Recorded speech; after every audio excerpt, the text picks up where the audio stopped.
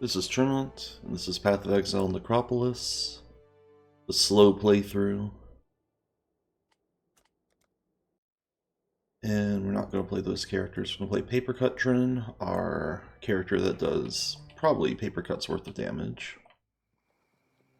Last we left off, we killed Arikali and got past the Temple of Decay into Act 8. I don't know how a sunken temple can lead into the ramparts of Sarn, yet here we are. Before we continue into that next area, I do want to just make sure all my gear's in check. My Golem buddy's back up. We don't care about any of that gear, I think. Why did I think this Basilar would be an upgrade? Yeah, there's no way it is. 45 to 65. Wait a minute, it could be. Now that I think about it. If I craft a little bit of percent damage on it, would that actually buff this up to where I need it to be? I don't think it would. Let's not bother. Billy, please buy my crappy sword. So our first... Oh yeah, let's see what the morgue is looking like. We have 13 corpses. I think we'll do the corpse crafting at the start of this little playthrough. Always good to clear up inventory and stuff. And, you know, we're playing Necropolis League.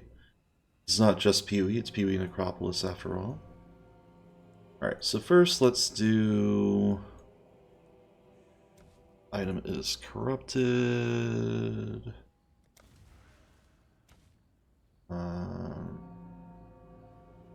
Scarcer fire. Increased chance of fire.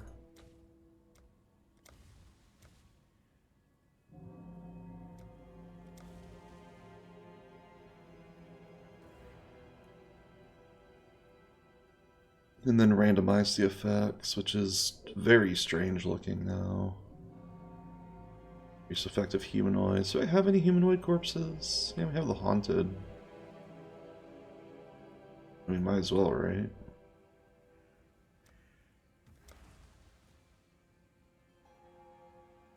says armor. So I think that's anything but anything in the armor category.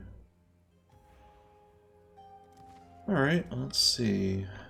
Well, you know our shield's a little old.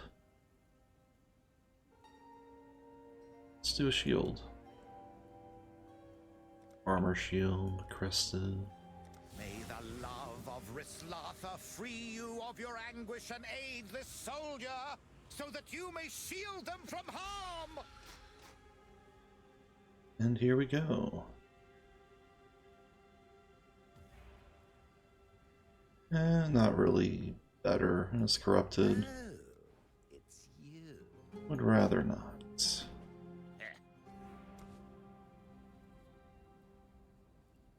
Alright, next up, I want to craft a sword. Do one explicit. Some modifier. Craft, weapon. Sword. Get the Twilight Blade going. Alas, not what we need. It's very unlikely that we will get a sword that we want from crafts like this, but you know, it's just fun. What's the crappy piece of gear we have? I feel like our gauntlets really aren't going to be that helpful right now. They're not that bad though. Let's try boots.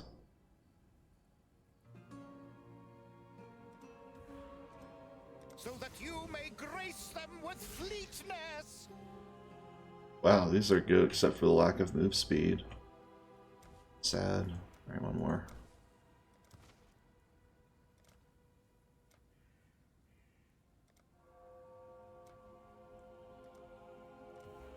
so that you may grace them with fleetness.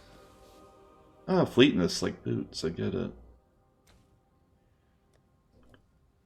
Welcome, welcome in, Alice. Yeah, Yes. well, last stream admittedly was, at a weird time. Kind of want to keep this. I think I will. I'm gonna sell this, though. Take care of that lantern. Is that all the morgue? Because then we can actually start the... Oh, we have the link socks. I'm saving those to make a high link item. So... Alright, let's actually go and start the stream. So, the thing I want to do first, outside of crafting Necropolis, is make it to Sarn.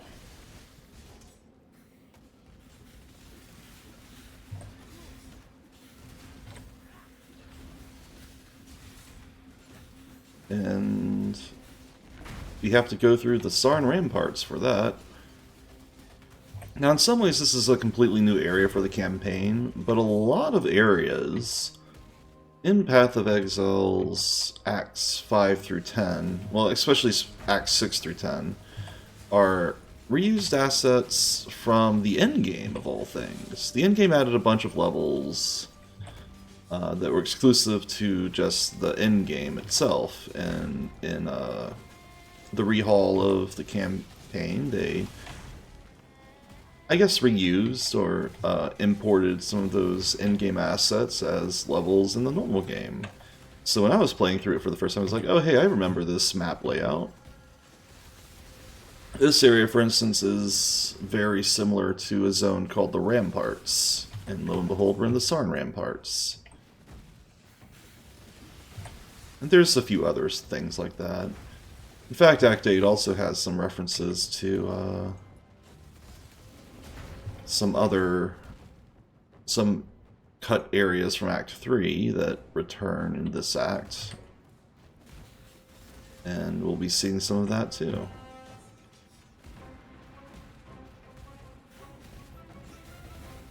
What? Same old... There's no mini-boss in this area, it's just a straight shot to the start of Act 8. We're back in the pattern now of having to go through a intro area before we get to the main town. Unlike the other 2 acts we just did.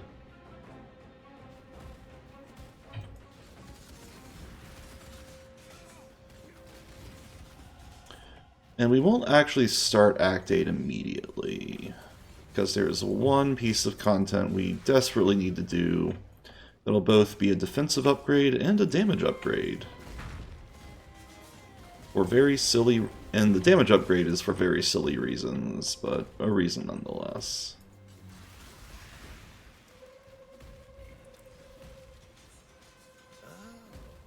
It's a ripe one. Okay.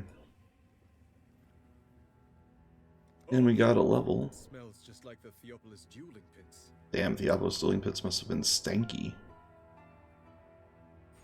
Get some accuracy. We talk to people. Doidre. You may notice that Sarn is a little bit stinky now. The sewers are all green. There's... Doidre's in the sewers for some reason, making everything a sewer. How annoying of her. And everybody's talking about what to do. There's 2 gods. After all, there was the Solaris Simple and the Lunaris Simple, so now we have Solaris and Lunaris to worry about. Hargan told us that Doidre is hiding in the sewers. Clarissa's gone slightly mad and found her dead boyfriend zombie and has him in manacles because, you know, he might bite people otherwise. This would be good. It's not, though. What is it? Oh, yeah, I gotta change my loot filter again. Keep forgetting to do that, but... yeah, it's fine. Alright, so... this is what we need to do. The Trial of Ascendancy. I said I was going to do this at the start of the next stream. It is the next stream, so here we go. And don't make the mistake of clicking the regular Labyrinth again. You have to pick Cruel. Ascend with precision.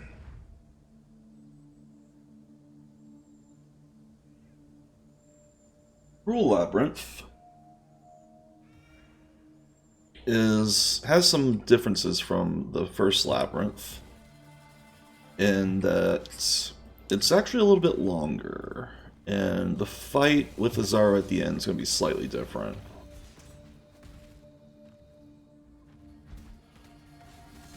The Eldritch Hunger Helm, is that the one of the MTXs? That sounds annoying.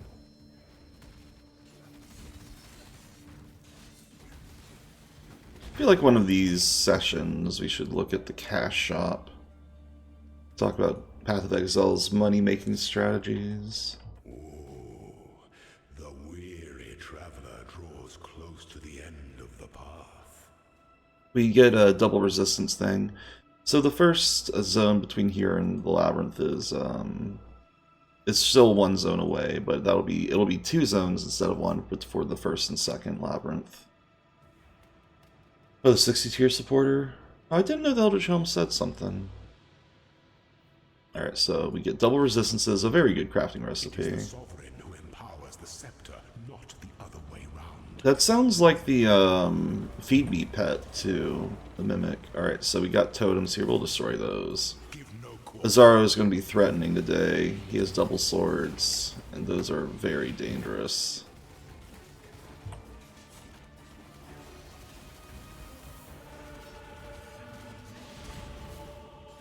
The big problem with Azaro's attack there is the Sword Beam. Sword Beam does a lot of damage. It's like that aerial slash he's doing.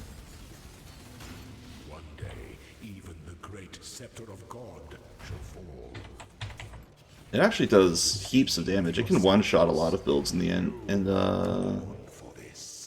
And Merciless Lab.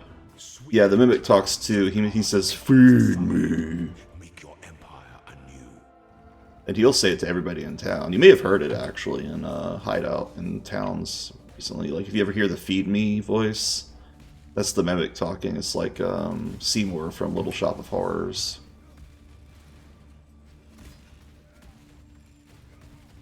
Do we go this way? I don't know if I think the traps in Labyrinth get a little bit more complicated as time goes on. I know in the final tier of Labyrinth they get exceedingly more involved.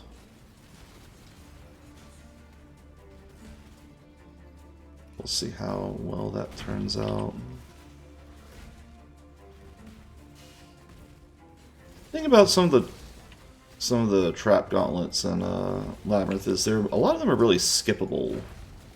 It's kind of inconsistent, their layout. I guess that's the downside of random layouts.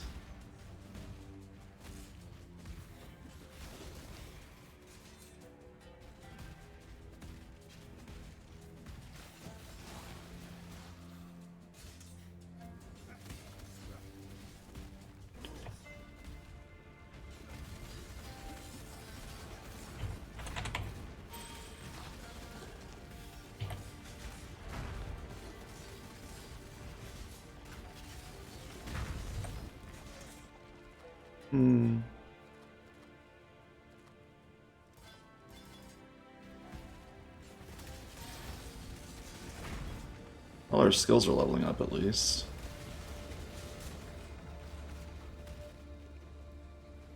Where are we going?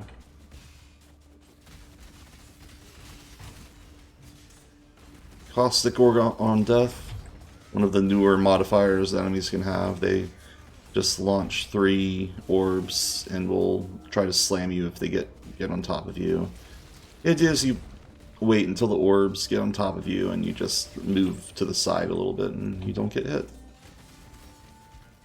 Exploding orbs are like that. They chase you and you can't really avoid them until they're about to explode. So, the Labyrinth has a lot of little side areas. You just generally want to go in a straight line if you can. If you're not, then you tend to be going into an optional zone. You don't want to do that. Labyrinth takes too long. Do all the optional stuff. Unless you enjoy being in here. I don't. It's too obnoxious.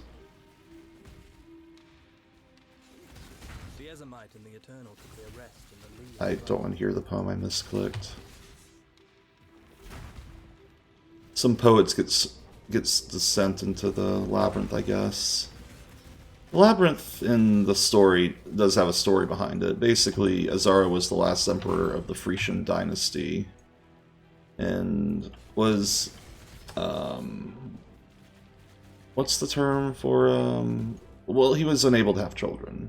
So to deign a new emperor, To strike, an emperor strikes without hesitation. To entertain doubt is to dance with death. An emperor is only as efficient as those he commands. to deign a new emperor, what he decided to do was to build a death labyrinth, and anybody who went through it would be able to become emperor next time. And the emperor, to be the person who won the labyrinth in historically, was Chittus, because the Chittus Parandus, was basically the Parandus family built the labyrinth and built a cheat code in it for Chittus to become the emperor. My 3 lieutenants remain.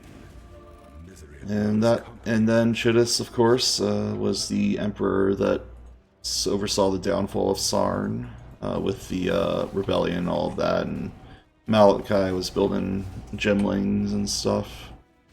Chittus was the one who revoked the rule of not using gems. People generally weren't really happy with that, and caused a revolt.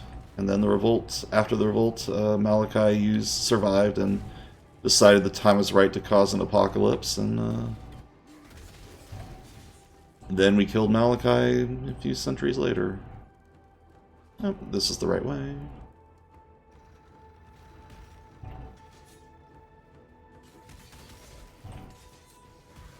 After Sarn and Rayclass got destroyed, the survivors in Orioth, who were actually part of the Empire, they were just like in a offshoot area, became the Templar theocracy of Orioth, and so they do have historical roots in Rayclass. Exploding crystals. I have negative chaos res, so that was actually a scary amount of damage coming my way. Thankfully I wasn't in the thick of all of them, or else that would have hurt. Oh yes, I'll take superior gems.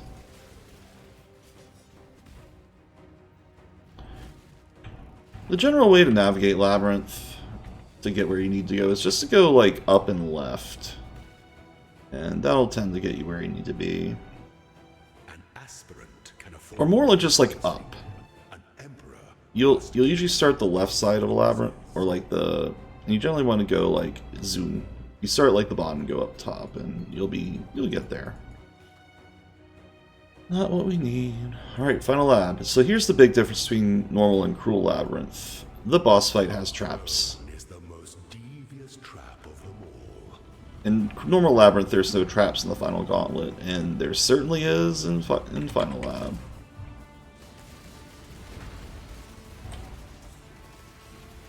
Also, Azar will have a green circle. It'll teleport the player to the trap, into a corner where there's a bunch of hazards and stuff, and you gotta watch out.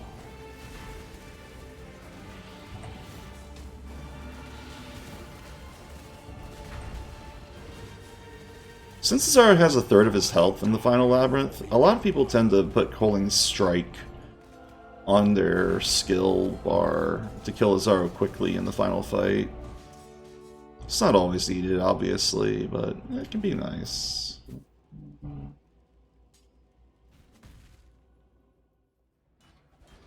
We got 2 treasure keys this time because I let the 3 lieutenants live, and having the mechanic that Azaro has be left all the way up to full will mean that they do that you get an extra treasure key. Not that it matters, he didn't really get much here. What we did get, though, was our second ascendancy point, which gives us default fortification all the time. And the reason that that's damage is because we get attack speed now. This whole thing, while fortified, didn't actually apply to us until now. So now we have damage and defense. How fun. And we have a nice little fortification aura around our character permanently now. How fun is that? We also have Define Font. 3 million XP to a gem. I don't want to use that early. Let's see if we have a spare gem.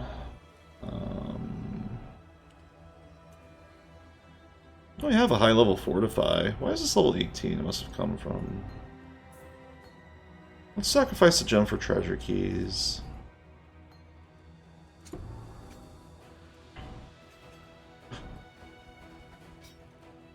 And we got nothing. Okay, great. I'm just gonna pick up these items and vendor all the irrelevant ones. I believe in traveling light. Sounds good. Okay, we're ready to go. So now we attack faster, do a little bit more damage, have a little bit more defense, from hits at least.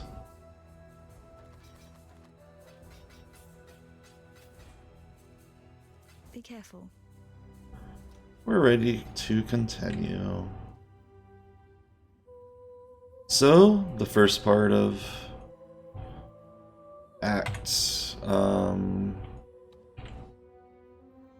8 is sewers.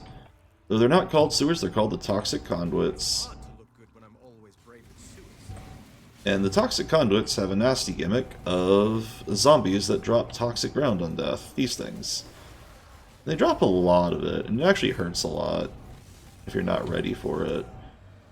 Which is why I switched my Pantheon just there secretly from not being stunned, which actually is irrelevant now because I am immune to stun while fortified, and I'm always fortified.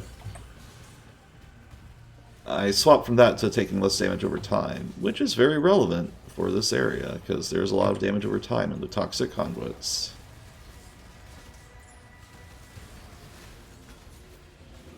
But hopefully we'll have a little bit more damage going on now.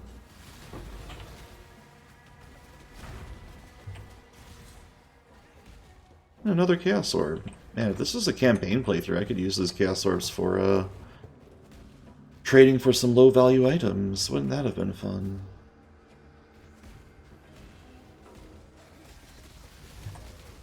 Gotta watch out for the exploding ground.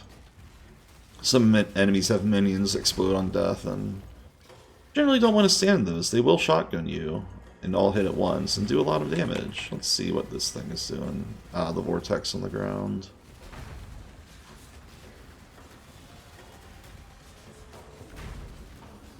Essence monsters will have more health and damage for each essence they have. It's a little rough, actually. There's the Chaos Damage over Time ground. The Caustic Orbs.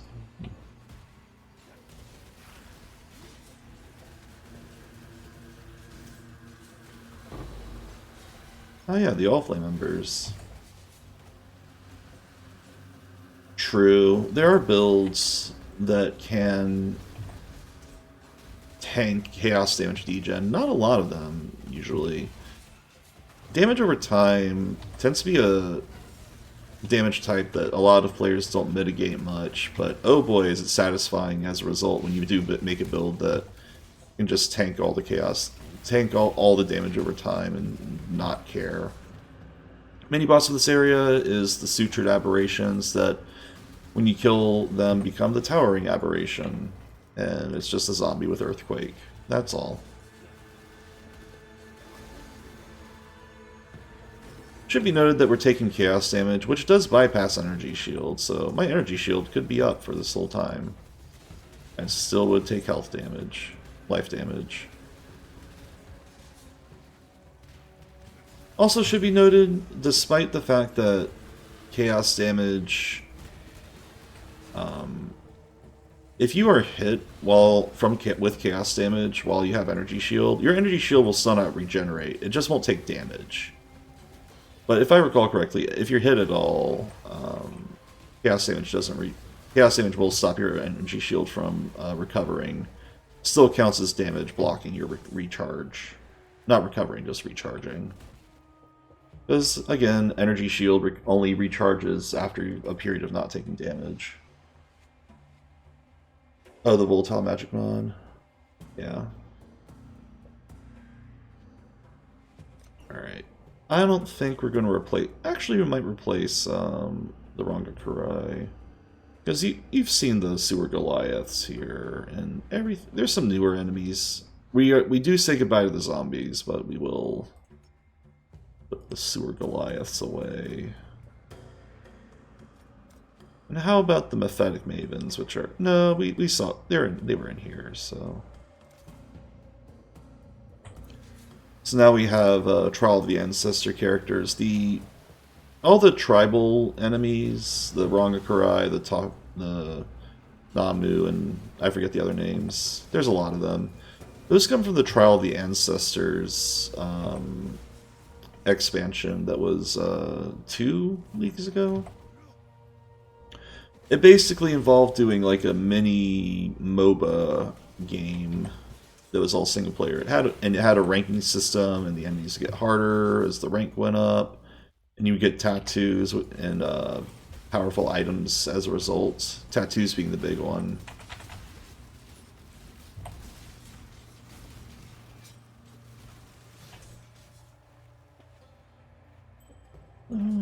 Let's see.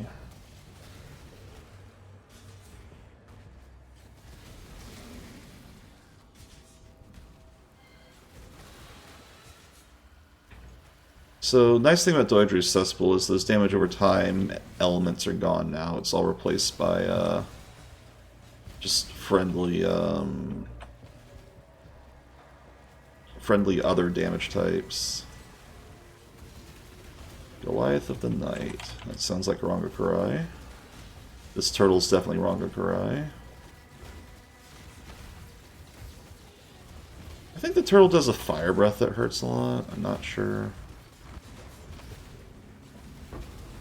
But you can notice that any of the All Flame Ember enemies tend to be a lot harder than the base game.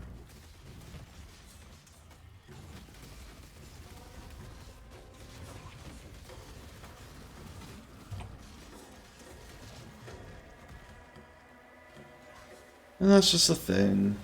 Alright, so we are looking for an area that has a giant circle around it, an empty space that leads to a center circle. It'll be like a sewer pit. The field masters love to summon walls. You can destroy them, though. Or no, it's the... Actually, I forget who builds the walls. It probably is the field masters. You can break these walls and phasing walks through them. It's still annoying, though.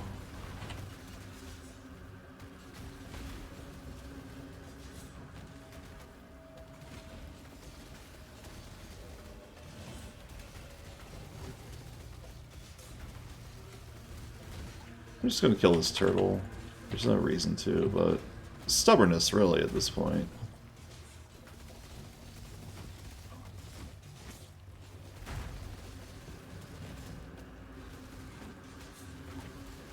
I think generally it's easy to get more damage than this build has in the game, especially if you roll spellcasters. Spellcasters generally keep up in damage, and spellcasters with links on their gems. With weapon-based builds, you have to worry about weapon damage, and our damage is falling off. There are ways to accelerate the damage. Just find a weapon base that's relevant to your level and do certain crafting recipes, and you'll get there. I would say weapon builds are slightly harder to gear comfortably than spellcasters. I think minions probably are the easiest to level, but they fall off really hard in endgame. Weapon builds are probably the hardest to level, but have really endless scaling opportunities for damage. Though triggers builds like Castle and Critical Strike probably do the most effective like damage values.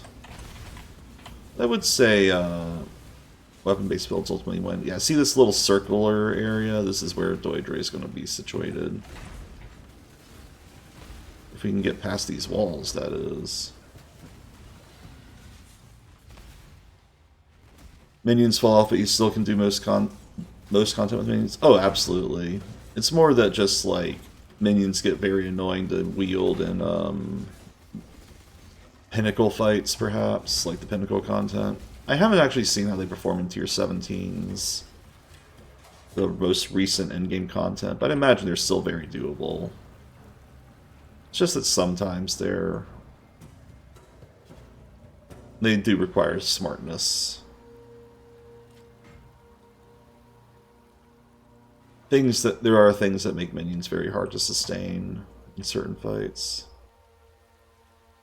True, mainly things that can kill minions are the hardest content to do. Alright, so here's Doidre. Doidre activates when you open this valve. Doidre is all about her Witch Cauldron and Cursin. So this fight's a little interesting. There's 3 types of debuffs she'll summon, and she rotates between them based on if you valve. She will turn into a blood teleport attack. The first debuff is slow. It's random which one she picks at the start. You can change the debuff, basically, by switching, by clicking the valve. Red is vulnerability debuffs. There's little blood circles that explode.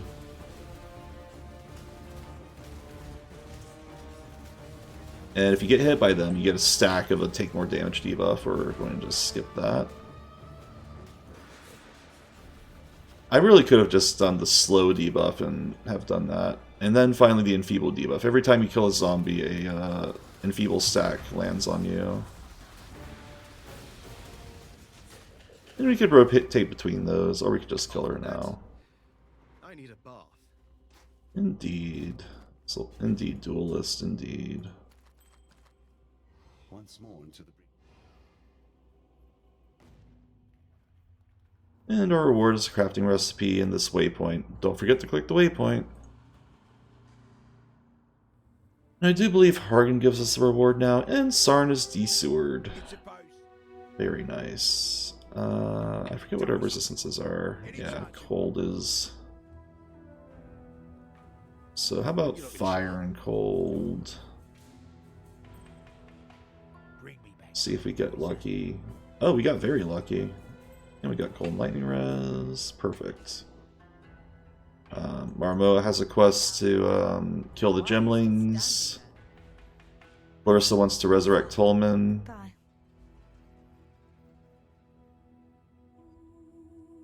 And since our weapon, I feel like we're falling behind on this cutlass. We're already at Corsairs. I feel the need to look for an upgrade in the shop. I think Necropolis could also help, but Necropolis is relying on corpses, so we'll just vendor all this. See you. And now's the time to try... Let's see... But you...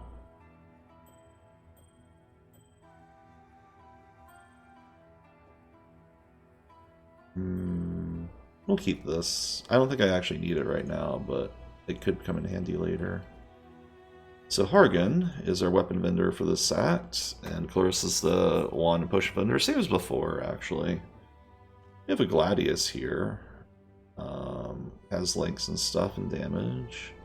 And honestly, a normal sword for a weapon right now is not a bad idea, because we're going to try a certain vendor recipe. We've collected enough blacksmith whetstones for this. If you sell... Let me see if we have any unique belts before I continue this madness. No. If you sell a magic or rare rustic sash, or unique for that matter, a blacksmith whetstone and a weapon, you will get a physical % damage weapon back. Isn't that fun? And lo and behold, higher damage ratio. Slower attack speed, so I'll have to gamble that. 5 life per enemy hit. That's not bad.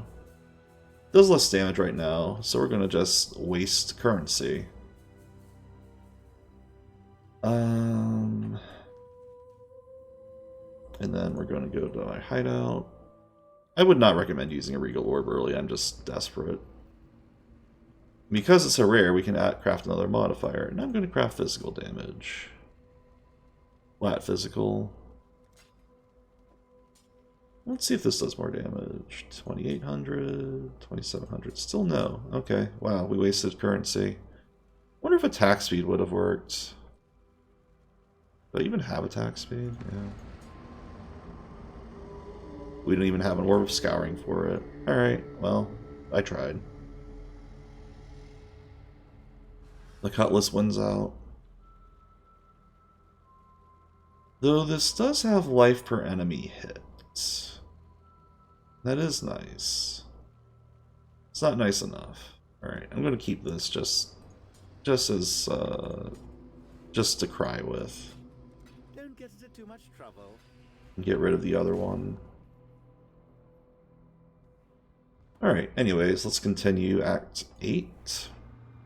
There's several ways to go in Act 8. It's actually split in half a little bit. You can go to the Lunar Simple or the Slower Simple early. We're going to take the route I like to do because it gives the most skill points early. And that is going right towards the Solar Simple.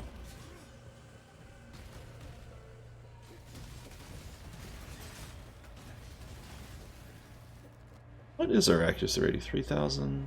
Okay, well, let's grab a little bit of sword damage.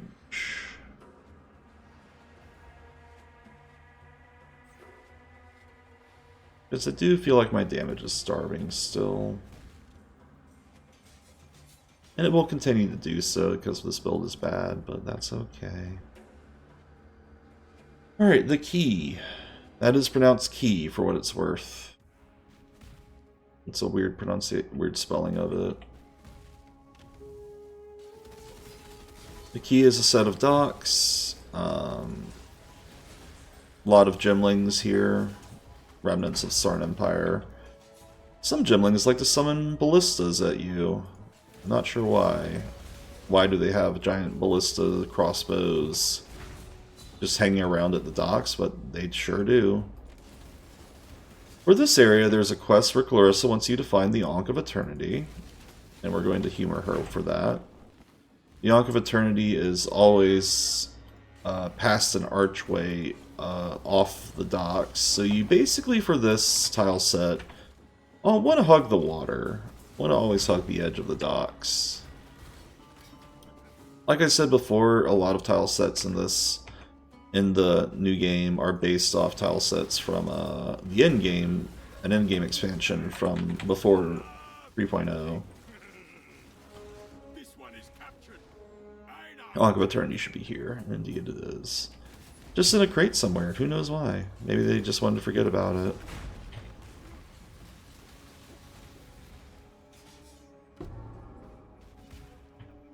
So, this one's based off a tile set called a map called Port. And Port, I mean, it's just, you know, it's a dockyard. What can we say about it?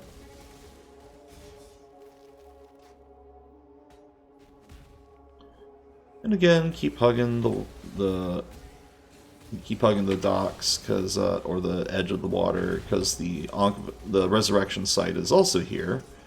Not sure why it's at the docks yet. Here we are. You go, little beast. Away. This'll do.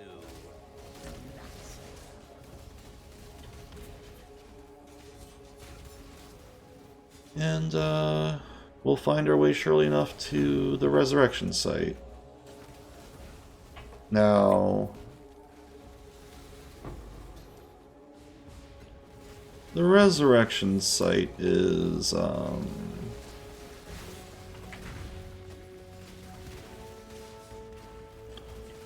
resurrection site also has a tell to it. There's generally like a wall right before it. I do not know why this... Oh, physical resistant. You can see how much just being resistant to an element type can really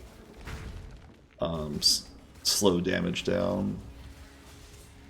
That's true for like almost, but like it takes like a really strong build to overcome like resistant types.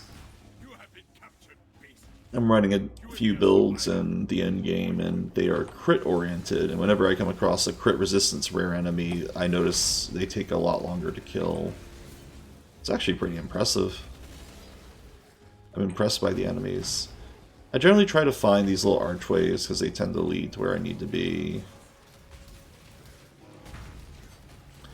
We got an invulnerability enemy. I'd recommend having ability to pierce through enemies or having an AoE. Because of the invulnerability are enemies, if you find a pack of enemies and you can't get through them to find the invulnerable enemy, you'll have a bad time. The invulnerability aura comes in pulses at least, so they're not always invulnerable, but it is annoying to attack the one rare generating that aura. I think we're at the resurrection site. There's this little wall here coming up. Could be wrong though. Yeah, no, this is it. Because this long wall here has a divider. You go through it, and then the site is coming up.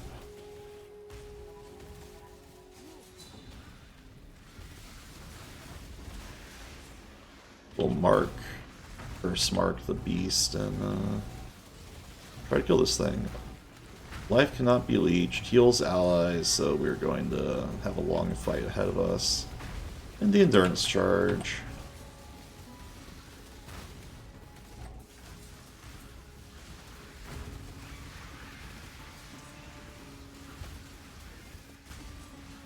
Let's get a totem up.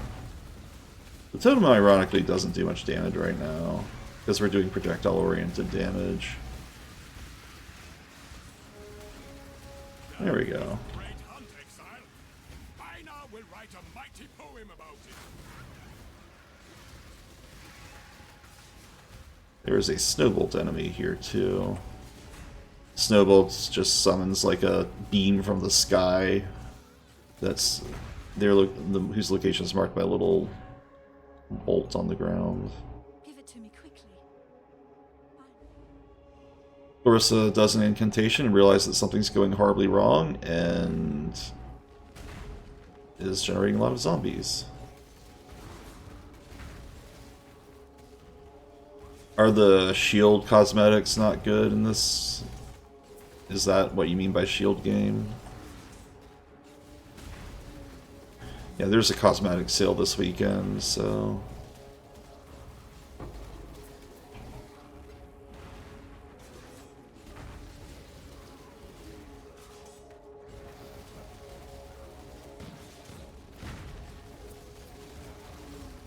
Tolman summons zombies. After enough zombies, Tolman breaks out of his chains and summons these annoying corpse detonators. So you generally want to stay away from the little, from these little red things, trails chasing you. And we'll kill Tolman. How could I have been so stupid? Maruso didn't hide the young count. So Varuso tried to resurrect his emperor. Or tried to resurrect his wife, and probably wasn't the best idea. Who knows what happened? We can only assume. Anyways, Clarissa's very sad, and this is all an offshoot, I believe, so we'll just go this way. This should lead forward route. The Ankh and the resurrection site are side areas usually. I could be wrong about that, but...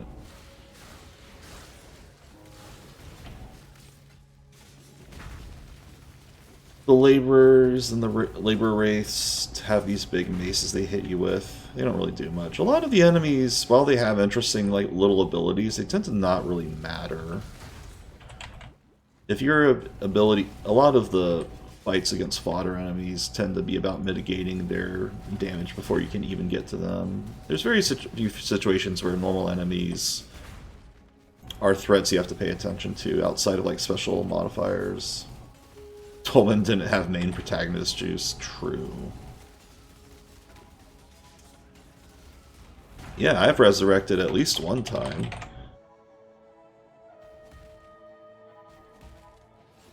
We're not going to go back to town just yet. Actually, we will once I get to the Grain Gate, because there is, in fact, a waypoint here.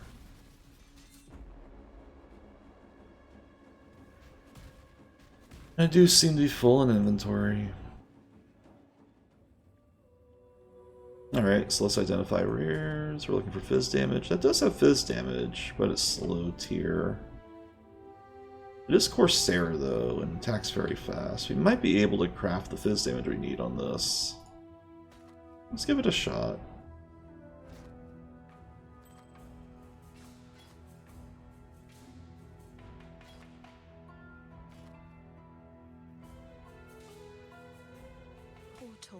you win, but with shame.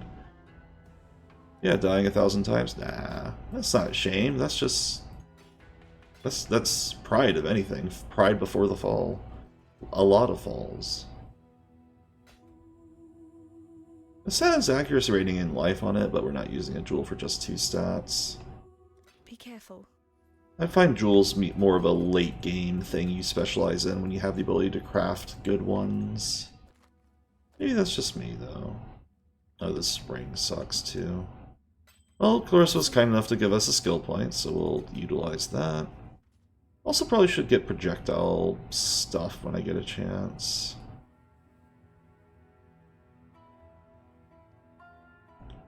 Pretty close to projectile damage, and don't really need the other projectile stuff. What other projectile things do we have? Project. Here's one. Projectile damage and long shot. Long shot's actually really good. Adjacent animosity. Both of these are, I mean, honestly, even with point blank. Well, we don't reduce projectile speed, so long shot's the way to go. But we want sword damage and block. Why not? I was out. Telekora. Marmo talks to us about the Gemling Legion. We're gonna go craft this sword and see if we win. I could go to a build planner and see what the crafted result would look like, but I'm stubborn. 38 to 142. That might be more damage. 3,000. Nope, not quite. Alas. I think if we got the 79% roll, it would have been more damage. Just has a lower range. Very sad.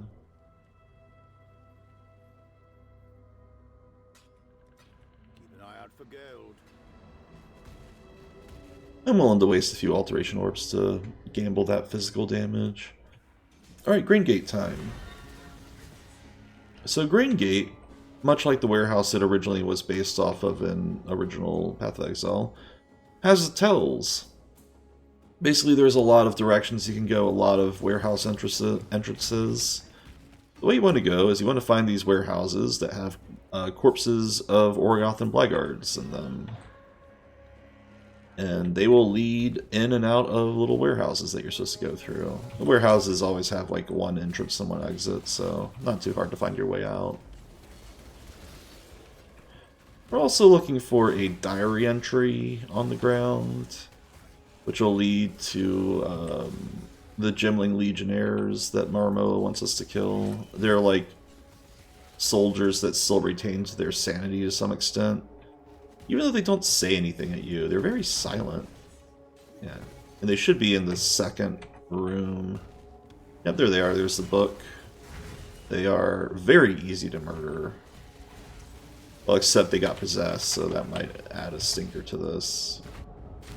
They also count as players on death, weirdly enough, so they mute the game when they die. It's kind of funny.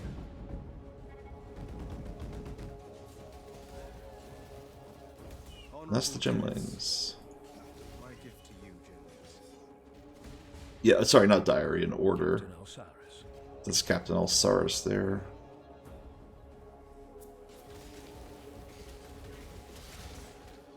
Speaking of mini-bosses, there's not that many optional deities here. There is one.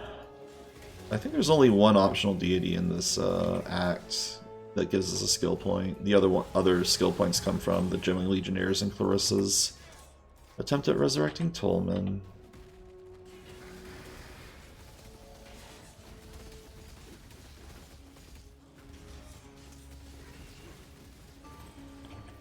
I was wondering if this enemy was physically resistant. They were taking a long time to murder. You die rather well. And we're out of the Grain Gate. Imperial Field has a fun enemy type, Scarecrows. And because this is based off the Solaris Temple, the return of ribbons will appear. We also have Tauruses, which are like centaur minotaur things. bull centaurs. Also got a level. Field areas like the Imperial Fields and some other zones like it, Castle Root, the Broken Bridge tile set, and areas with like these little paved roads can drop the Reign of Chaos card. Collect 8 of them and you get a Chaos Orb. It's a surprisingly common card. A lot of people don't bother picking it up, but it is decent to do early on. Not worth sitting in the Imperial Fields to farm, though. It's not that common. There's Alva. We're ignoring her. I tire of this job. Yeah, I tire of Alva as well.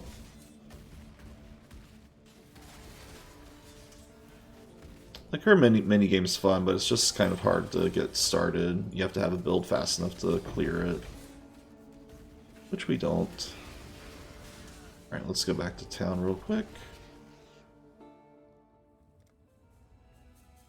Gain our level. Talk to Marmoa for killing the Gemling Legionnaires. Get a level. Level our gems. Back to the field.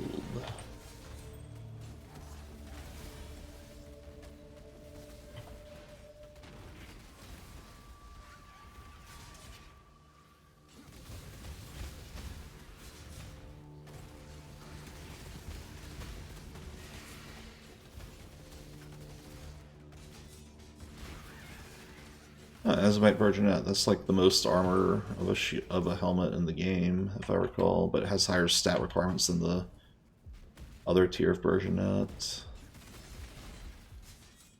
I think it's called the Royal Virginet. I think there are some other helmets that give more armor, but they're very specific and way later down the line. They don't drop normally. The mini-boss of this area is the Effigy of Fear, a scarecrow that summons crows for some reason. You'd think that would be the opposite, but whatever. Maybe they were just too scared of the effigy and go after you instead. Ah, our first map. I'd say around Act 8, maps start dropping. I think as early as... they count as level 60 items, or maybe 59, there you go, okay. As early as level 58 then, maybe earlier. But starting in Act 8 nonetheless. We will come across maps. We don't really get to do anything with maps early on, but they are worth saving.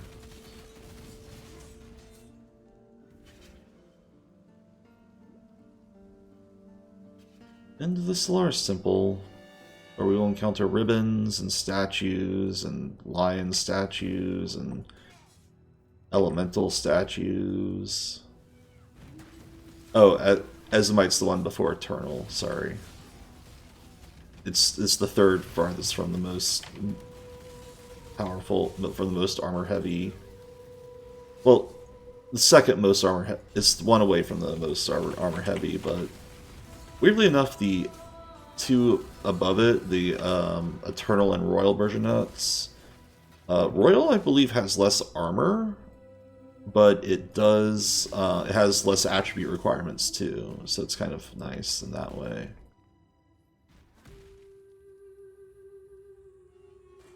Not a good helmet though. We also got a Divine Flask, starting at item level 60 area. Anything that's item level 60 can drop Divine Life Flask. Oh, that was the armor ranking? Never mind. Oh, still.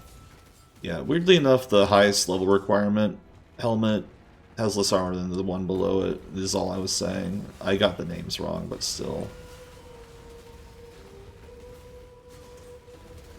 That's all I was trying to convey. Here's an abyss.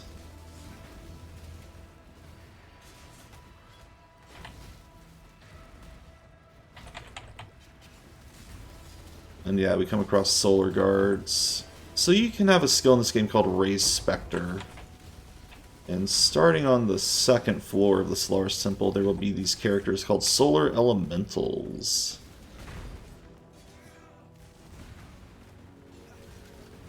And solar elementals, or maybe it is the solar guards. No, it's the solar guards. Never mind. Solar guards are actually very good specters, or at least they were. Not anymore.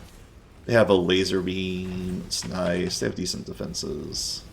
That's about it. There's better specters these days, but still not a bad one to pick. Dark Limp, Child of God.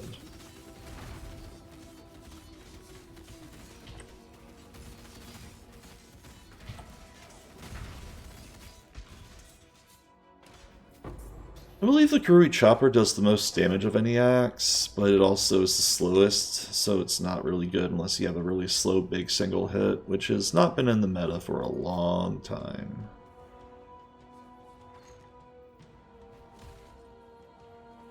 You get a waypoint at a cross junction at an L. There's basically an L turn here. If we go down and left, we will come out the exit to the Solaris Concourse, which is an open area that is what used to be the battlefield in Act 3.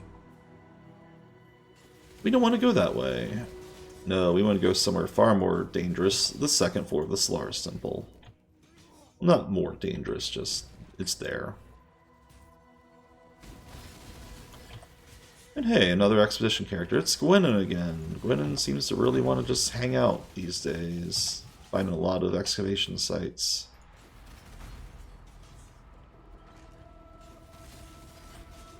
Not sure how the Sarn architects didn't realize there was ancient runic civilizations in their temple, but it's a video game, it doesn't matter. Finally, come on. Yeah, it's really slow, has bad critical strike chance. So like, unless you're doing like a not so crit relevant slow hitting weapon. Yeah, highest DPS though. Just slow. We'll do more damage on monsters.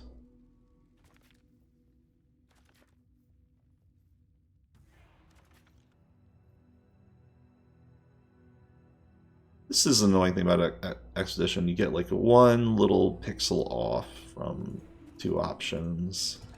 It's very silly.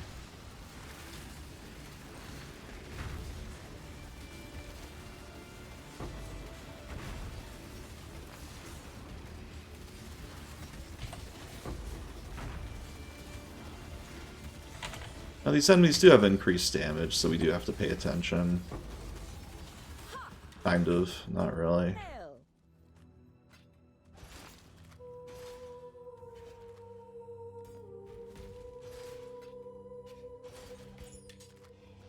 Well, Goliath Greaves, those are pretty good as a pair of boots. Essences of Contempt. Contempt is the essence we actually care about, because that gives physical damage. Flat physical. And that is definitely something we care about, so we'll be hunting for that.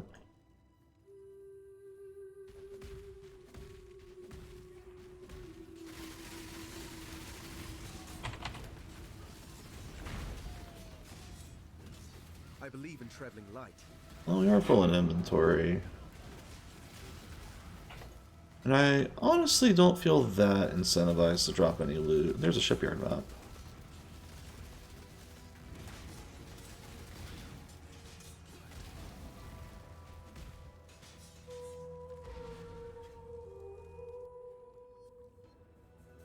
And we'll identify everything real quick.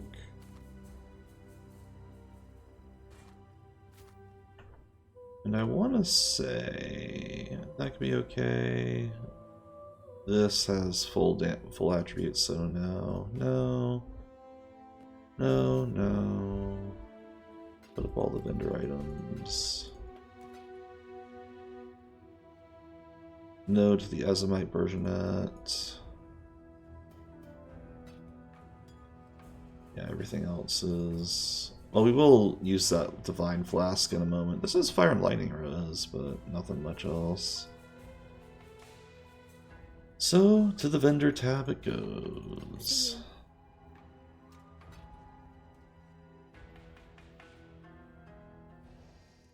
Karui Axe. One thing about builds in this game is you don't want to have too many types of things you need to build with. You only get so many ways to, like, you only get so many options for how you scale your character, and if you find that you need to cover your bases in multiple aspects, like, let's say you're trying to do both, like, 2 types of damage, you need both of them to be high, that can be really tricky, like physical and chaos or something, or chaos and elemental especially, that can be really tricky to pull off. Hybrid damage types aren't really a thing. Specializing is very powerful in this game, in other words. There are exceptions to that. Builds get pretty complicated in Path of Exile, as the skill tree might suggest. And that's not saying there aren't ways to scale things in double ways. Like, for instance, if my build's doing physical, but it also is a projectile, so using things that increase my projectile in physical, you know, it's essentially the same scaling, so it's not like I'm missing out by picking one or the other. Really, I want to use both when I can. So close, you know, to the celestial sisters. Oh yeah, since Solaris and Lunaris were gods, I believe in lore, the strange voice we're listening to now was the deity that tricked Lunaris and Solaris to go at each other's throats. The sun and the moon hating each other, you'd have thought.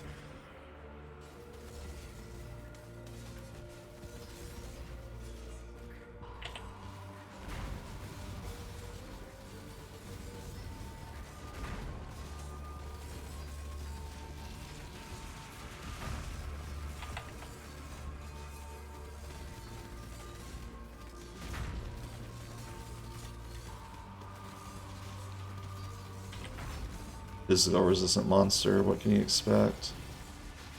With Molten Shell even, so when the shell regenerates, takes less damage. Ball, animate weapon, and the gem cutter. For Delirium, if you come across those little egg-looking things, those will always have enemies in them. These things. Little pustules. They'll have nightmare enemies. The nightmare enemies actually do fade away out once the fog dissipates around them. They're actually only in the nightmare realm, whereas normal monsters will be there, still there. They just get less nightmarified. Got some shards. That's welcome. And Blackheart, a good level 1 ring to have. This might be more... No, it has slow attack speed. Oh well. Yeah, sometimes builds can scale in ways using conversion. Or like if you're converting fire to lightning or not... Well, you can't do fire to lightning for silly reasons, but... Let's say cold to fire or something. If you generally actually want to scale the first one cold. Or scale elemental, because elemental will apply to both, or... Well, not both, but there's weird reasons that you want to convert, but generally you do want to convert damage. Because the way you get damage, like if you get extra damage, it'll apply to multiple sources of elements, and conversion gets all of those at once, and it's kind of weird and powerful. Like if you gain elemental damage as chaos, for instance, it'll take all 3 cold, fire, and lightning, and every step that you converted will in fact scale at once. So you essentially get 3 times as much damage, 3 times as much scaling as you should. It's very silly conversion. Non-chaos is extra chaos on fizz to lightning to cold to fire.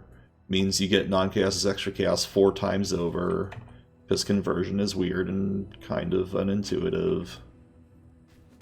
Also, converting damage taken as is also surprisingly good, but not for the same reasons. Defensive conversion is interesting in that basically physical damage is the hardest to mitigate. compared to elemental. So if you convert physical damage into elemental damage, then suddenly you're taking way less damage. Usually. There's some exceptions, but that's PoE in general. There's always some exceptions. There's no exit out of here, so we just warp out. And we will put these up. I'm not going to explain shards. Those are later down the line. Those are more map-oriented, frankly. Vendor some items. I don't think we've completed any extra quests right now.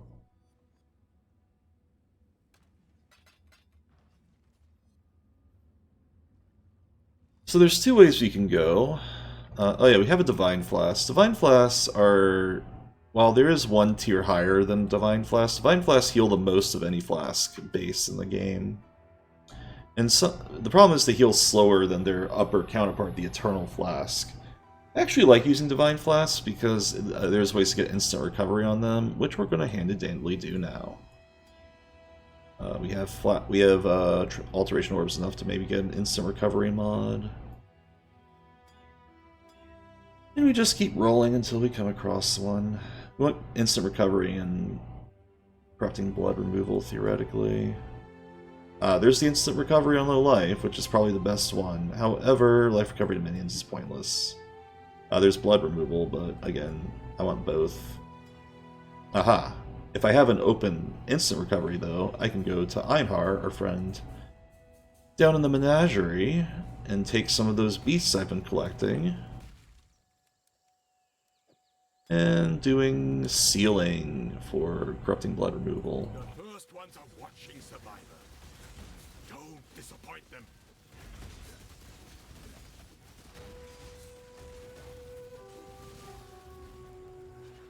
You are truly... And now we have now we have blood removal.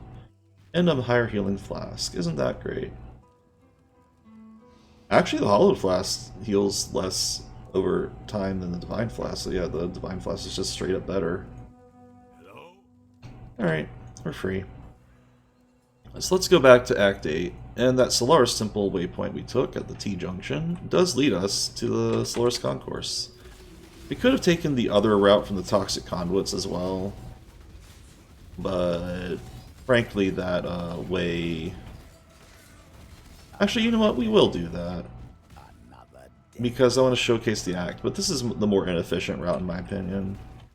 I used to think this was the way to go, and for the longest time in the campaign I would go this way. But frankly, the Grand Promenade, which is based off the Promenade map in the endgame, but either way, the Grand Promenade is a really not that relevant area. There's nothing here.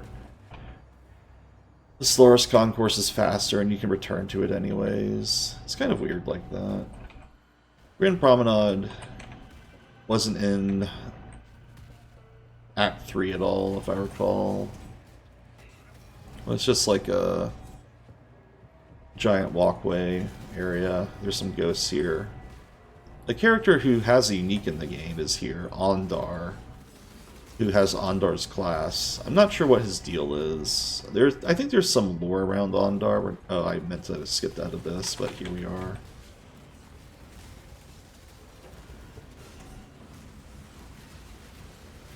Oh well.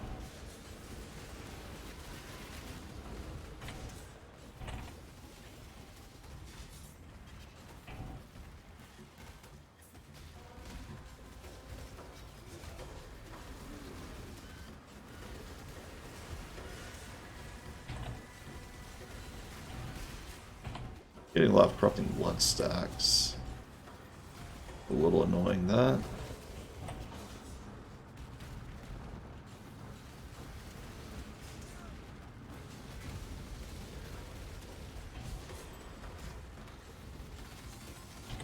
And we get Dire Lord. The Lord of Dire.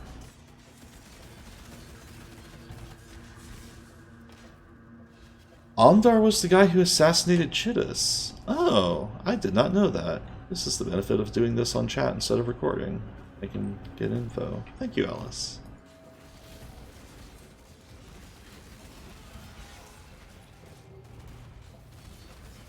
Yeah. Spectral Tacticians. A lot of specters. I guess the zombie apocalypse didn't only resurrect the flesh, but also the soul. Very grim, that. Under's across a bridge somewhere. I think we'll have to go through that bridge, so we'll encounter him shortly. And Promenade's actually a pretty long area, too, which is all the more reason to take the Solaris Concourse. If we pass him, we pass him, but I don't think we will. I think... Ondar the Betrayer. Oh, he was the advisor to the Emperor beforehand. Oh! How did I miss this lore? I feel like... Maybe he's talked about somewhere in game. I thought he was only talked about in the unique item you get from him. Here's Ondar. Ondar's always on this bridge. There he is. Ondar the Betrayer. He likes to leap and cause caustic ground. There's not much to him. He's dead now.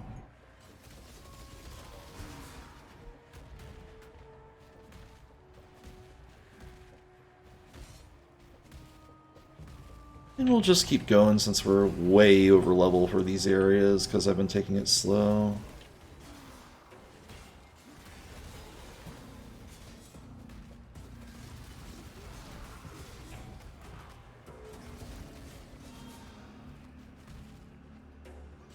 Oh, the Caustic Grounds reference to killing Chittis by a poison.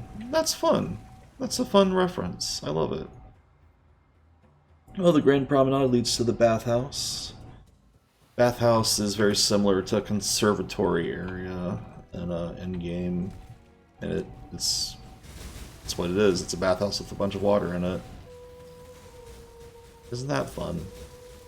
And a bunch of patricians are here. Undying patricians.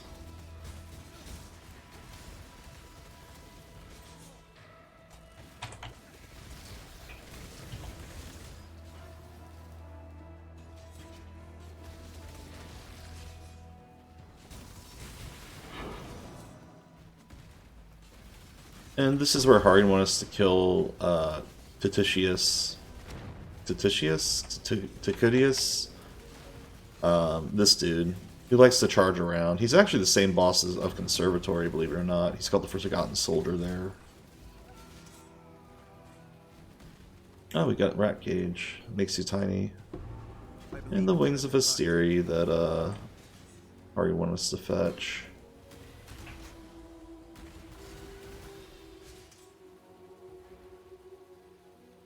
I feel like I could fit these wings, or this Crimson Round Shield if I wanted to, and lo and behold I can. Well, we'll just warp out. Grab our wings reward. You found... And we'll get a Crimble Jewel. A Crimson Jewel. I just like saying Crimble for silly reasons. Identify everything, sell a lot of it. Kind of an okay item.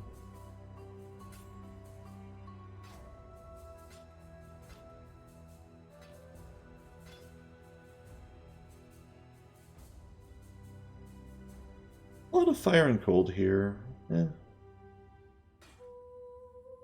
Don't do anything I would.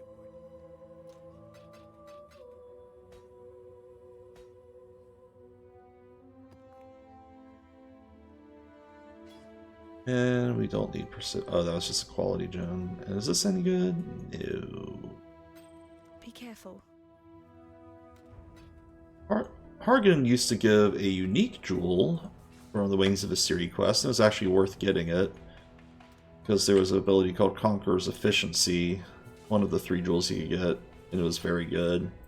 Problem is, it was kind of mandatory to get, or something. I don't know what their reasoning for getting rid of it was. But they replaced it with the Trash Quest reward of just a rare jewel. It's kind of pointless now. People would go through the campaign just to get Conqueror's Efficiency, and then if you could corrupt that efficiency to get a good Vol implicit modifier on it, which is what corruption does on occasion, you could luck into a pretty valuable item. All the more valuable now since it's not in the game anymore, except in Standard League, where all legacy items still are preserved. But any new league with fresh characters and stuff will not get these items. Ah, here we go. Yeah. So, Conqueror's efficiency gives increased mana reservation efficiency. Corrupted with more reservation efficiency basically makes it an incredibly good mana efficiency jewel. Alright, so Hargan's... Well, I think Sen tells us to go here to the High Gardens. We'll humor him. I'm not going to go back to town to talk to Sen about it, but... Basically, there's that evil Yugal... I think was a Val character for some reason. I don't know why he's in the Sarn, but... He experimented on children to learn the essence of fear. He's like super evil scarecrow or something. It's called the Reflection of Terror. He looks like a weird monster too. It's kind of neat. Replica Conqueror's efficiency. Oh yeah, that was a thing too. I forget what it does. Is that like life efficiency or something? Oh, flat minus mana cost. That's right. Yeah, it used to be great for attack builds. Alas, that got rid of too. Replica uniques are a heist type of item that I haven't really talked about because I haven't done heist yet.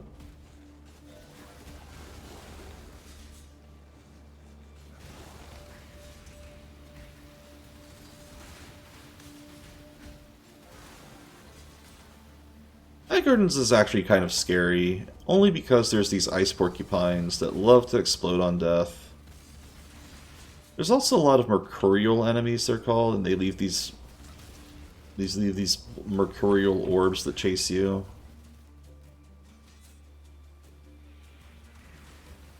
Yeah, all the replica jewels are gone, I think you're right. They did a rework on jewels a few patches back, and basically got rid of a lot of them, made a lot of them only rare only, and I'm really not sure why they did that. Yeah, they did. Maybe they got fed up with how some skills were jewel reliant, and then promptly got rid of the jewels instead of like buffing the skills, or well, they kind of buffed them, but some of them got left in the dust. It was very strange. There's some strange balance decisions in this game, but they're not all bad. Grinding Gear has an idea of where they want the game to be and tries to shift it towards that sometimes. And sometimes the devs patch on player feedback, but actually I would say they always patch on player feedback, but not necessarily the feedback the players always want. The way they patch is not necessarily the answer that the players demand.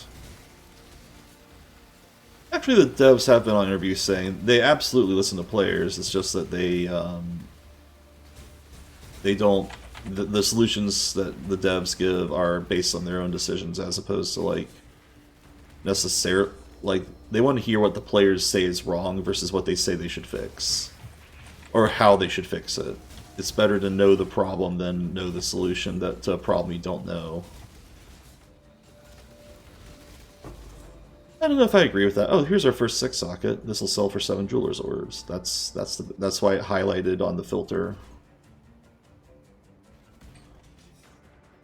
I think they're generally in the right for doing that, even if I disagree with some of the balance decisions they put in the game. I think it's a good idea to... Like, I think taking constructive criticism always matters. Just interpreting it correctly is the tricky part, and that's why I'm not a... And I do not envy their position of trying to balance the game in a way that appeases the community, but also appeases to the health of the game in ways that the community might not see. Because that can be a very tricky line to walk. Here's Yugal. Yugal is a variant of the Croaker, Chimeral, whatever. The Reflection of Terror. Yugal in beta used to be very, very hard, because these orbs would move faster and slow you more. Still is a pretty chaotic fight. If you have low cold res, you are in trouble for this fight. Every third of a health bar, Yugal hops into the water and summons reflections that you have to murder. Yugal does a charge move, does a charge up move, hops around. That charge up move there, he summons a reflection that slams you. It actually kind of hurts, if I recall. And all, more and more Mercurial Orbs chase you. Variant of a maw. Yeah, Krakic Maw. Sorry, not a Croaker. Croakers are different. They're like the frog things. And these pillars start shooting stuff at you and explode. It's pretty chaotic in this fight. Generally, you just want to stay out of the keep moving, and avoid the little Mercurial Orbs. Yugal should be back now, somewhere. There he is. Oh, there's Yugal. We'll go say hi to him. He should be dead soon. You can see even with my max gold res, I'm taking enough degen for it to matter. Sam Knight helmet. I recall, so Sam Knight used to be called Samite, but Samite refers to a cloth piece, and Sam Knight refers to arena, which is what this is supposed to reference, a gladiatorial helmet. They actually fixed that spelling error, and then some very obnoxious people thought that was supposed to be because they were trying to appeal to racism or something, or not appeal to it, but like they were trying to be poultry sensitive. It's like, no, it's just grammatically correct. Also, Jesus. Some people are just rude. But that's not here or there. Yugal gives us a... I've never been scared of mirrors, after all. I'm in them. Wow, that narcissism much, duelist. Yugal is all about reflect mitigation and reduce effect of curses for some reason. But this is actually one of the easier ways to woke metal versus Chad Fabric.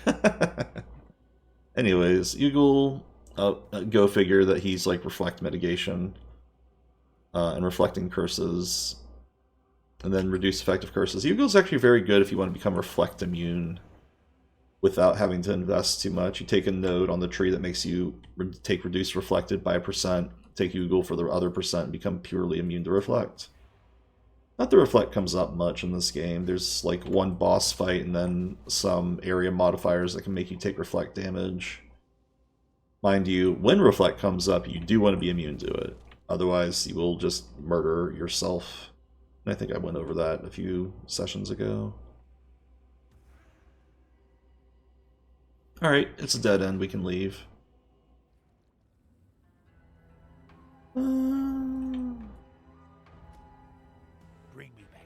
And Pargan's like, hey, Yugal's dead, yay. I don't know if there's anything here that matters. Chance to gain Frenzy Charge when hitting unique is not bad. But honestly, I want to get Projectile Mastery.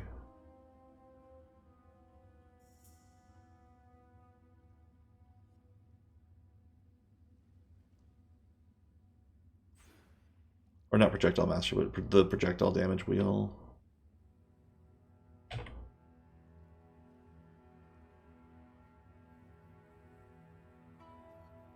And now we've entered to Clarissa. I'm gonna actually try for this Corsair Sword again. I don't really think... I had an Orb of Scouring. I might look for a normal Corsair Sword. I don't think any of these are worth keeping, so... See, selling this Foul Staff gave us 7 Jeweler's Orbs. Watch yourself. Picking up 6 socket items really lasts for a long time. Until you're overflowing on Jeweler's Orbs, which takes a long time to get to in the game. Let's see if we can get a freeze immune. Life Flask. That's actually a good one right there, but I want to be immune to Chill and Freeze, rather. Well, that does give us immunity to Chill and Freeze. However, it has the worst mod on it. Life recovered, but life taken from mana when recovering. Ah, here we go. Instant recovery, got lucky there. And we'll just go Beastcraft the freeze removal, which I think is called Convection. Used to be you had to guess what these say, but now they mouse over and they tell you what they do. Prove to the first ones you are worthy, Exile.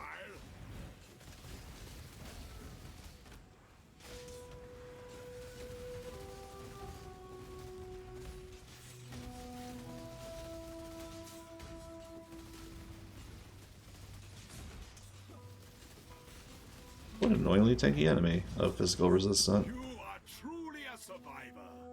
And our flasks are better now. Yay. Alright, well, let's go back to Act 8 and go back to the bathhouse. Bathhouse does have another thing we want to do here, and that is the Trial of Ascendancy. There's one in this act. The first of the Merciless Labyrinth's trials.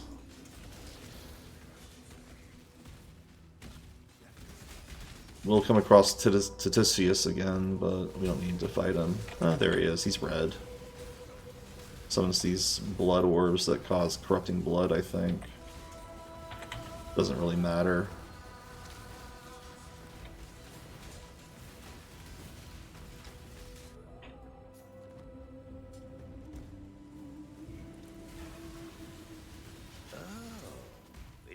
If we click this again, no quest item because we already got it.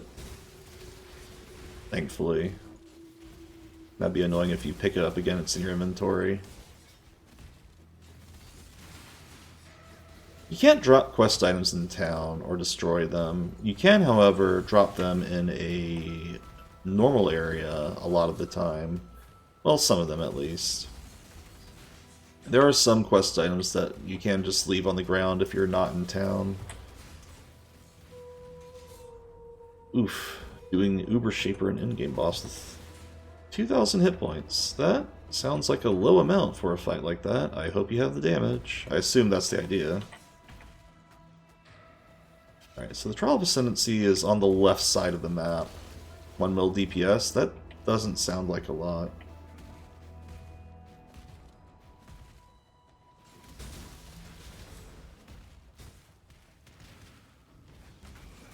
For a fight like that.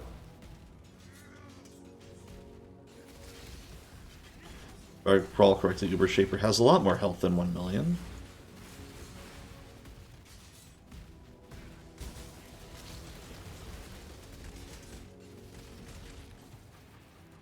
And here's the Trial of Ascendancy. Numbers in this game get pretty excessive. Like, I have 2,000 health and 4,800 DPS, but that DPS tooltip can go in the millions or even billions. Well, a couple billion. There is such thing as a damage cap. For instance, damage over time caps at something like 37 million. And it has to do with the fact that they assigned an integer value to these numbers that can only go so high. And I think it's like damage per minute too. Tooltip can only hit 25 million. Oh, that's good to know. And there's the Trial of Ascendancy. That being said, there are ways to get to in the theoretical billions of damage, because you don't do damage per hit capped, but you do damage per, or damage per second cap, but damage per hit cap. So like, if you're hitting for 1 million damage, but you're hitting 300 times in a second, well, congratulations, you're doing 300 million damage per second, and the game will calculate that to its chagrin. Oh, darn, I didn't find the way out of the bathhouse. We gotta do that in a second. This is actually a pretty good piece of armor here. I'm gonna keep this around. The rest I'm going to vendor, though. See you. Teleport phase wrecked you? Go figure. Like the ad phase that you have to do in the Shaper fight. That makes sense. Anyways. Oh, the bullet hell phase, yeah. There's some boss fight attacks in the endgame that get pretty dodge heavy, if you will. Is that not the way out up there? Ah, weird. Anyways, the way out of the bathhouse that we actually want to take is not to the High Gardens, but it's always in the top right of the screen for bathhouse. We'll just go this way. Oh hey, I got a level. Fun fact, level 64 is the level you're at the end of Act 9, so that's how far ahead of leveling we are.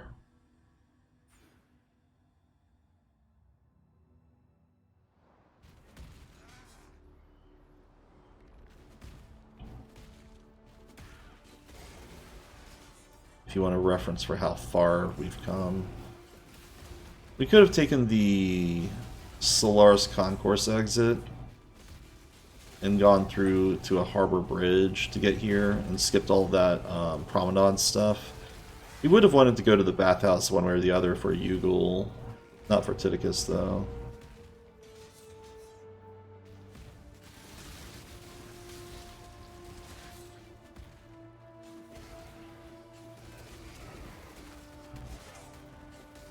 Yeah, by the end game having 2,000 health is usually very much not enough unless you have mitigation in ways that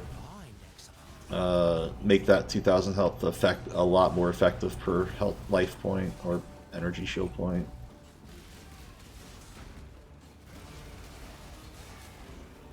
There are some tricky ways to mitigate damage in this game, some fun ways. Some people just have...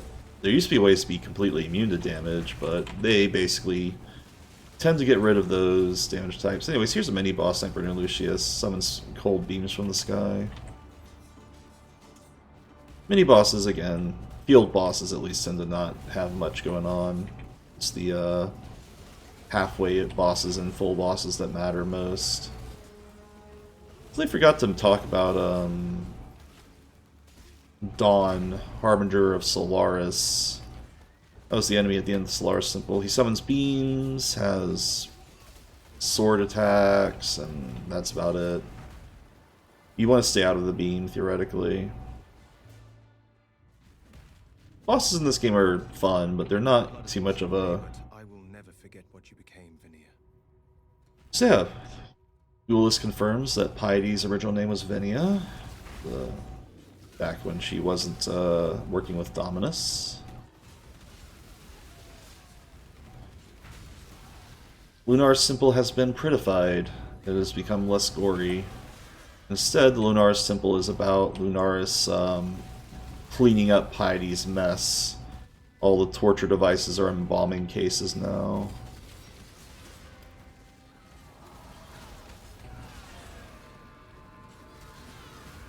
I don't think there's a mini-boss on the first floor of Lunaris Temple. You still want to take the route with the carpet.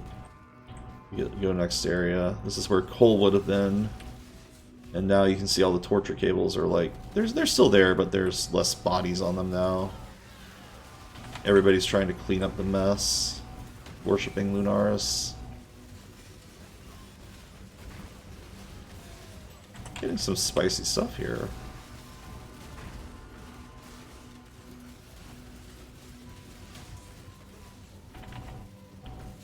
There's a crystal enemy here who has ambushes, which is very annoying because that means he teleports. And if you don't have a way to hit everything on the screen at once, this can get very obnoxious.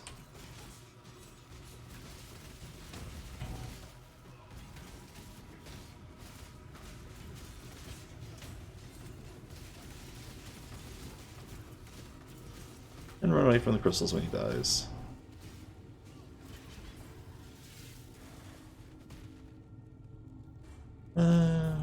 Pick up some items that could be relevant.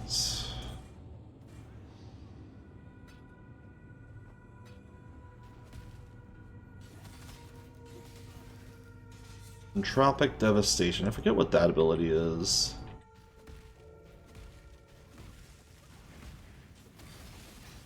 Sounds like a boss modifier.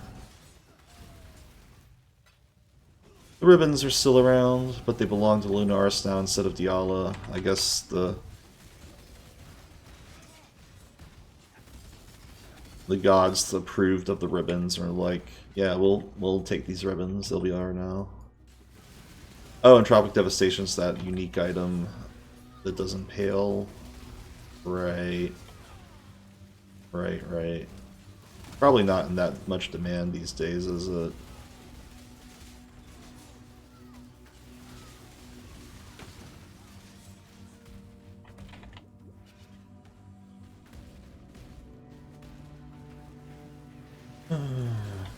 Alright, let's see. And like before, there's a waypoint right before the entrance to level 2, but since we're full on inventory, I'm just going to take this opportunity to go back to town. Save myself some grief. Oh, that's a very good piece of armor there. Not a 4-link, but fire and lightning. Sure. Get to stay. I think the rest is trash, though.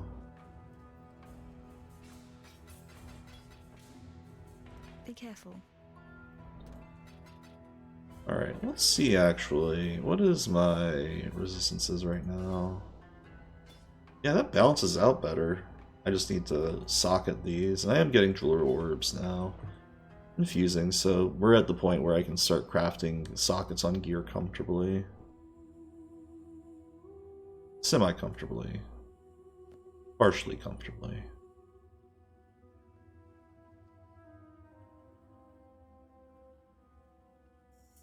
Yeah, I imagine there's some skills that, some spells that benefit from Impale. Impale normally being a attack only for physical damage. Impale is always physical damage oriented, but usually only applies to attacks. With a unique from a final boss that changes that around. Uniques generally enable stuff that normally can't be done in the game. That's their whole gimmick. They're not necessarily better, though some of them are, as much as they just change the way you play. Some changes are objectively better, of course, but it's not really the big point of it. I can't say no to this. I'm gonna craft on it now. Since we're in a waypoint anyways, might as well. Alright, I'm gonna quality this. I have so many armor scraps, I might as well use some. Get at least 4 sockets. At least 4 sockets, there we go. Link them. Get 1 red and 3 green. 1 red and 3 green. 1 red, and, okay, there we go. Then Dread Banner can go here, do this. Get a little bit more life. And a little bit more armor and evasion, too. Nice. That can stay for posterity, though I could just sell this and be fine. We actually have enough opportunity to get resistances over cap now, because I could put cold res on this piece of gear and have 105 resistances, which is what I need for Act 10. However, we are far away from Act 10, so I'm not going to bother with that right now. I'm going to bother with this, though. It has a lot more armor than this thing. And all it's missing is cold res. Which is, again, a thing we want to keep, so maybe I should worry about that. Nah. Alright, let's jeweler orbs this too.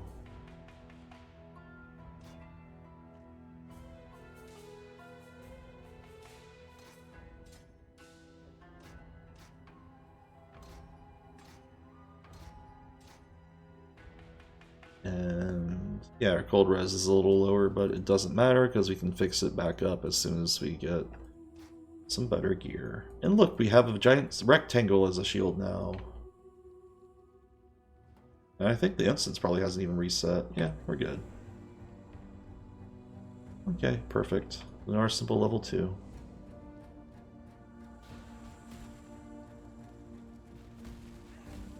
And look, the blood water is just water now. No more corpses or impaled people on them.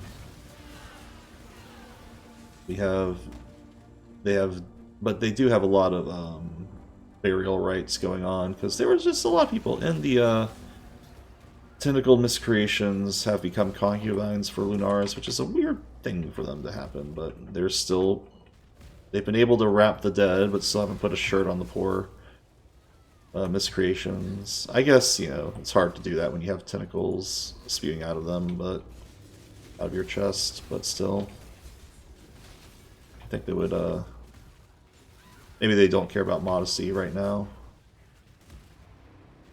The Lunaris Tentacled Miscreation variant, I think do cold damage instead of fire damage. I think that's their gimmick. They're more cold oriented. It's not like you can murder them, put them down or anything. You know, they work for Lunaris now.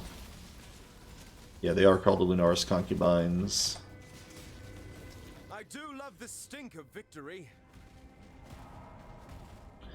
Much like the Lunar Simple in Act 3, the going up the stair thing still works, where you find stairs, you go up them, and you'll progress further and further to the end of this area.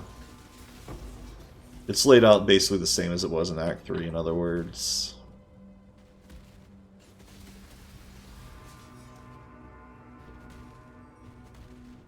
Came across a corpse there that belongs to a family. One of the Necropolis things is if you come across a family, you can make a unique item if you have the full 4 family members, 5 if you need the horrendous one.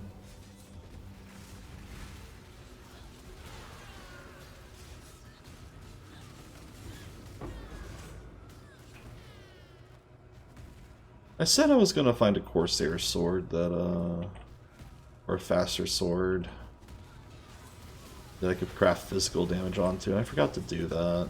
Oh well. Anyways, a lot of chill damage in this area. Having a chill removal flask is really good for this zone. Casting it every once in a while when you're chilled helps a lot. Some shock damage, I guess, too, interestingly enough. Lightning damage, sorry, because I notice I'm getting shock stacks. That's probably some enemies are lightning enchanted.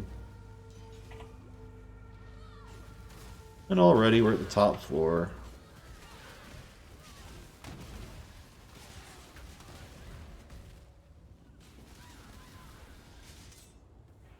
I'm just going to ignore that abyss. There's very little reward for them. We're looking for the big doorway. Here we go. This leads further in. You can see how the corpses have all been wrapped up and are probably going to have their burial rites happen.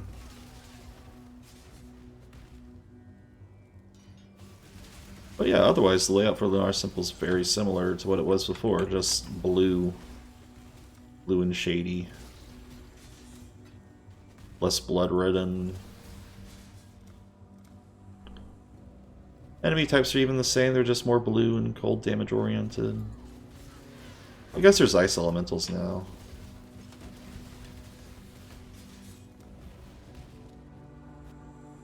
And we come across Dusk. Oh yeah, the Moon and Sun Orb were hovering above each of these halfway bosses as well. Dusk, Harbinger of Lunaris, is an archer, likes to shoot bold arrows, has a big shot and a barrage shot, and that's about it. The orb will summon damage over time. Dusk clouds, I guess.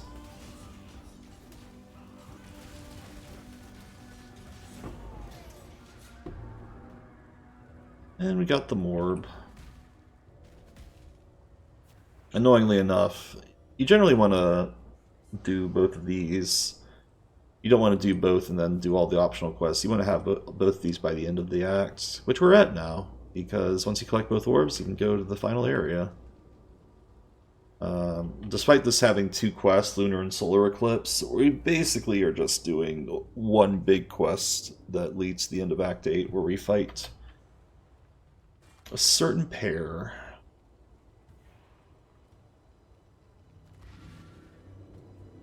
And again, a dead end, so we just head back. Drop off the loot. This is actually a tempting item to pick up. I'm going to keep it. I'm going to sell the rest. Be careful.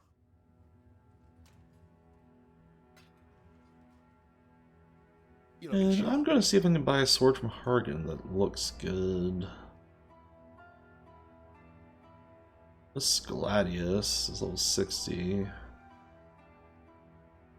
Let's see if we can get a better Gladius than this. I don't have a Scouring Orb, which is frustrating. This has good physical damage otherwise. Well, I'll just look for a normal sword next time, because essentially I'm looking for something I can slap this Essence of Contempt onto. Gladius, I'm sorry I wasted you. Clarissa, have a sword. Alright, final, and it's good to tag the waypoint. Actually, you know what, since we never went there, Let's go find the Solaris Concourse. The Lunaris Concourse would be the easiest way to get to the harbor bridge that we need to go to. For some reason, the two deities we're about to fight are hanging out on a bridge. Who knows why? Anyways, you take the left, you go left from the waypoint and you'll eventually get spat out. Actually, it might be down and left. Let me just make sure it isn't.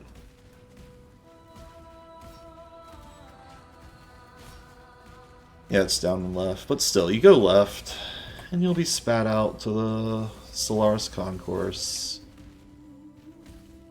which I generally find to be the easier way to get to the harbor bridge. Well, if I was doing my normal route. The normal route, I basically skip the Grand Promenade in general, and you can go and take the Solaris Concourse instead of to the harbor bridge, to the Lunaris Concourse.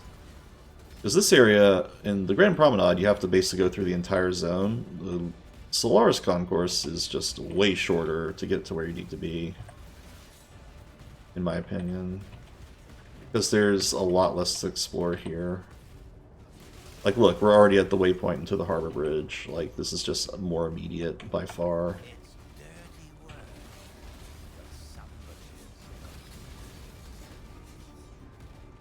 See, like, we're right here. Harbor Bridge is interesting because there's a battle going on. You can see the corpses of some blue ribbons on this side. And also you can see that the sun's on this side. It's sunny out here. Come across Solaris' minions, the Solar Guard, Solar Elementals, all of that good stuff.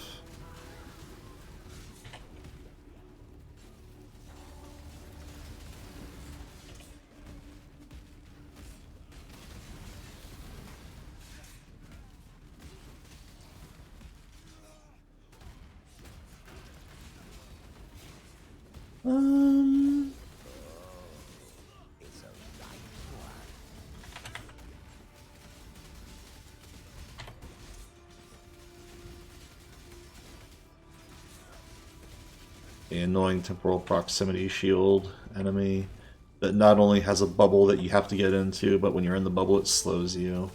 But look, notice now, it's nighttime. We're not going to go on this side because we're already at the bridge. You just basically get to pick your entry point here. To the Sky Shrine. Which, look, has the symbol of the sun and the moon here. And if we click it, our orbs go away, and we free Solaris Lunaris, which is probably my favorite fight in the acts. You basically pick one to attack, and because they hate each other, only one's on the arena at a time, and then the other one is hiding in an orb from a distance. Notice though, when each orb appears, the sun and the moon get eclipsed. Each orb does a different debuff in the arena. Solaris has these spear attacks. When she puts her spear on the ground, she'll throw this magic spear at you that actually you want to just straight up get behind her for it. If you don't have fire and cold res for this point, you're going to be in trouble, because look how much damage I'm taking just from the wrong move there. Lunaris has like blade slices. It's generally not as threatening as Solaris as far as attacks go. Her orb is more dangerous than her slices. She has a whirlwind attack. You just generally can just stay away from her. Solaris is a character you want to get close to, and you want to get behind Solaris and generally close to her. Get behind Solaris, get away from Lunaris, and you're in a fine spot. Yeah, Solaris is almost always frontal-facing attacks.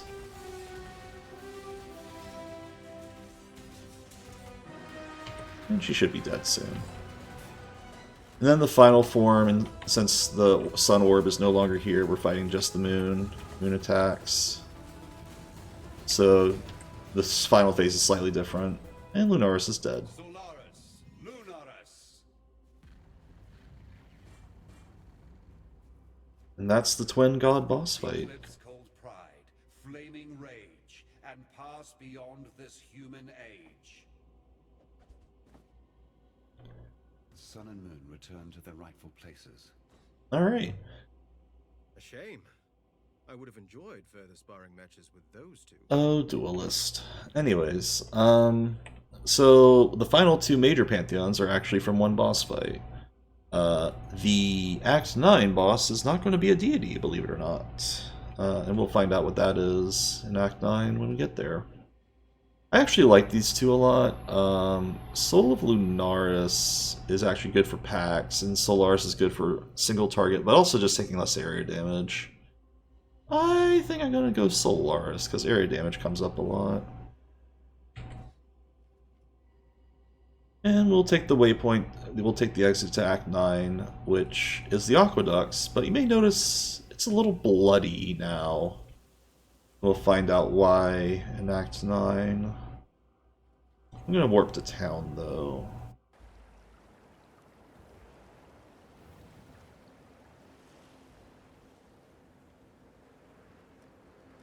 In Act 8. And we'll talk about the Blood Aqueduct later. Alright, let's clean up our gear. 25% move speed, finally. And fire and cold res, and armor and evasion. And more than enough lightning. So this is an upgrade right here, I think. Definitely is. We'll gear that up next time. All LEA, not convinced.